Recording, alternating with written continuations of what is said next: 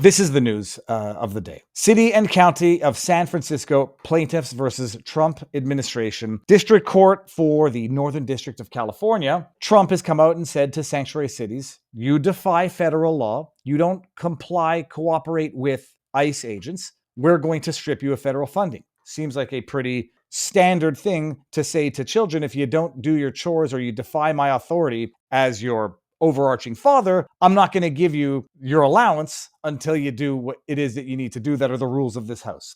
States are states, and there are still rules of the federal overarching government. Oh yeah, kind of like in Maine, if they say we're not going to comply with your executive order on excluding men from women's sports, boys from girls' sports, and men from women's locker rooms, the feds are going to say, well, we're going to withhold federal funding. Same thing for states, same things for publicly funded institutions. Don't comply with our executive orders, you're not going to get our federal dollars. Seems like a pretty standard operational relationship. Well, not according to the judge. The judge is, according to Barnes, a corrupt hack of a judge, William H. Orrick.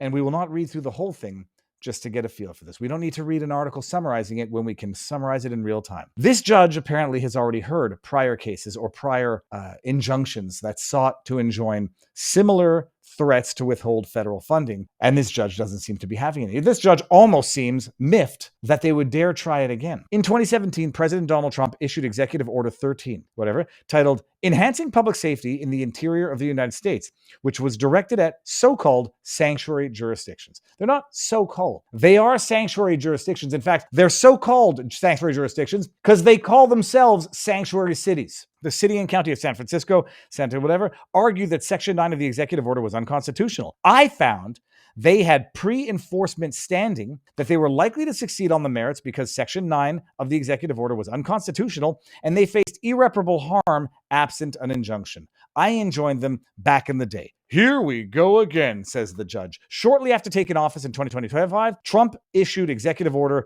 1459, protecting the American people against invasion, and a bunch of other ones, yada, yada, yada. Directs the United States Attorney General and the United States Department of Homeland Security, DHS Secretary, to withhold federal funds from sanctuary jurisdictions, cities, counties, that limit the use of local resources to enforce federal immigration law. EO directs every federal agency to ensure that federal payments to localities do not, quote, by design or effect, abet so-called sanctuary policies that seek to shield illegal aliens from deportation. Do you understand, how it's the same analogy that I've used before, but you get a kid who the father says, you're spending your money, you can't spend my allowance money on drugs or alcohol. And then the kid who's got a job says, well, I'm not spending your money on that. You see, when I put your $100 a week into my bank account, the 100 I'm spending on drugs and alcohol, that's my 100. To which the father's going to say, well, I'm not giving you money anymore. You spend your own money and I'll charge you for things. And then if you have money left, you can go buy your drugs and alcohol. This is the state saying,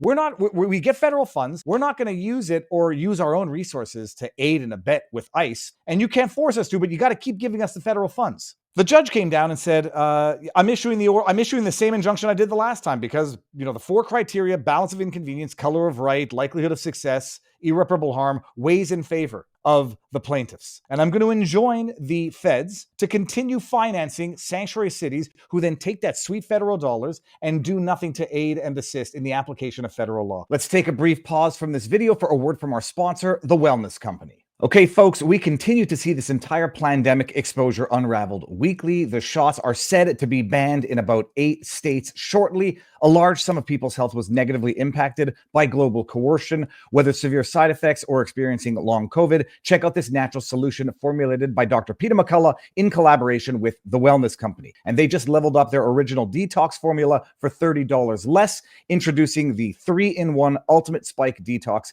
conveniently consolidated into one capsule with 4 times more nattokinase, 500 milligrams of bromelain, and 500 milligrams of turmeric root extract. Nattokinase, an enzyme researched for its anti-clotting effects, may work to break down spike proteins. Combined with bromelain, curcumin, it provides a potent blend for detoxification and cellular support. Crafted with 100% natural ingredients, Ultimate Spike Detox is backed by research offering effective support for your cell's natural repair and recovery. Experience the only formula approved by Dr. Peter McCullough, a top freedom-fighting doctor who risked it all. Head over to twc.health/Viva and use promo code VIVA for $60 off and free shipping. Once again, that is twc.health/Viva for the promo code. Thank you very much to The Wellness Company. And now back to the vlog. Activist judge Orwick issues injunction enjoining the Trump admin from withholding funds to sanctuary cities. The so-called sanctuary cities can defy federal law while an activist judge protects their federal dollars. The best part, the judge concludes, I'll read it. Neither executive order provides a definition for sanctuary jurisdiction, as if we need to know what it is. They've defined themselves, but a memo from Attorney General Pamela Bondi on February 5, 2025, the Bondi Directive, along with various memoranda and public comments about the orders and their force,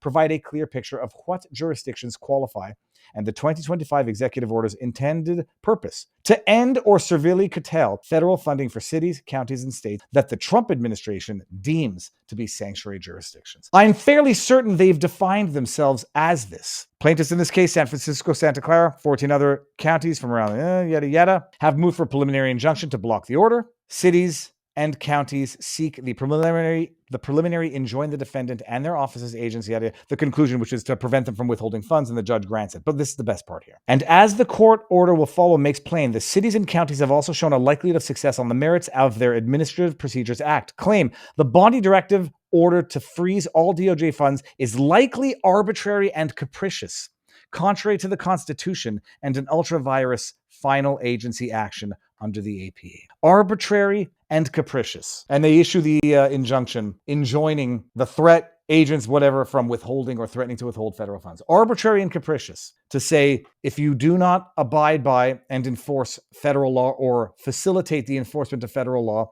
you don't get federal funds. What you've got right now, and we're seeing it on all fronts of the judicial lawfare against the Trump administration. How many millions of illegals did Obama deport without a problem, without so much as boo? How many millions did Clinton deport? How many injunctions did they get enjoining the deportation of illegal aliens? How many? 0 injunctions and millions of illegals. What we've got now is you've got judges saying you can't deport illegal, criminal, wife-beating gang members without hearings on the merits of each and every one of them, which will literally take hundreds of years, as Trump has noticed. You can't deport them without so-called due process.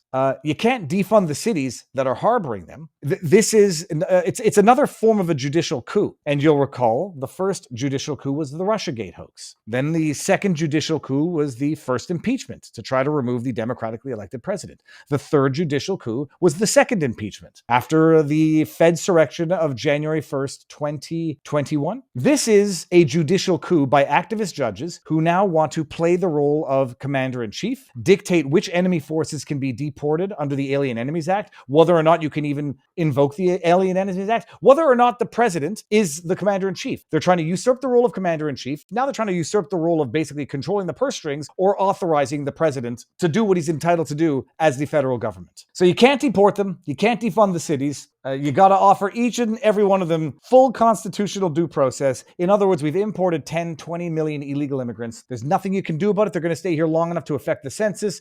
And hopefully we'll tie your hands up for the next 2 to 3 to 4 years. And hopefully we'll win the presidency in 2028. And what we'll do? Amnesty. And we will have a one-party state for the rest of the American future, much like it seems that we have a one-party state in Canada. But let's hear what Tim No Balls Walls has to say about this. Now, in this land of the free and home of the brave, we have university students being swept up, shoved into unmarked vans, and fathers being tossed into Salvadorian gulags without a hint of due process.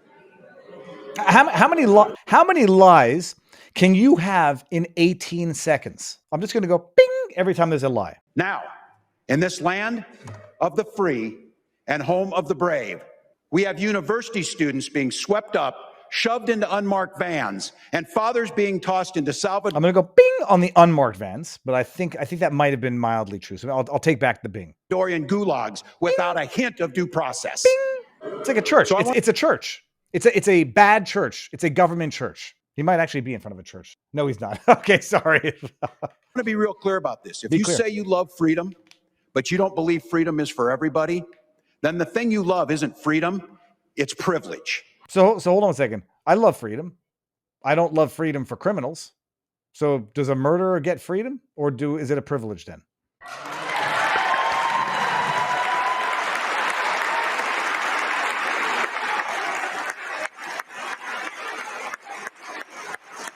This is idiocracy in real time. Yeah, then we got Charlie Kirk, who gets it right as well. Let me get this straight. So-called Maryland dad Kilmar Abrego Garcia was pulled over in Tennessee in 2022 carrying 8 passengers with no luggage, no valid driver's license, coming from Houston, one of the hotbeds for human smuggling, told police it was his boss's car, a man named Jose Ramon Hernandez Reyes, an illegal migrant who was sentenced to prison for human smuggling in 2020. All 8 passengers claimed Abrego Garcia's address as their own. Tennessee Highway Patrol suspected Garcia of human trafficking, but ultimately let him go at the request of the FBI. What year was this? 2022? And simply gave him a warning for driving on an expired license. Heads need to roll for this. Tennessee Highway Patrol and the FBI failed. Unbelievable. And it links to the Daily Caller article. Let me tell you something. I have my Florida license. It's weaponizing the law to punish the legals and then allowing the criminals to wreak havoc on society, because you create absolute chaos that you then rule over. It's absolute insanity. The lies about Abrego Garcia are now known for everybody to see, and yet they continue to repeat the lie, because what you end up having is people say that there's no way people would continue to lie about this, because anybody with half a conscience, half a sense of decency would not continue to repeat a lie that has been so debunked repeatedly. So there must be some truth to it. That's how that whole repeat a big enough lie enough times and people will believe it, because no one would think that Tim No Balls Walls would get up there and say, this man, not a hint of due process, big fat lie, designated MS-13 in a gulag. How do we transition into the trans discussion?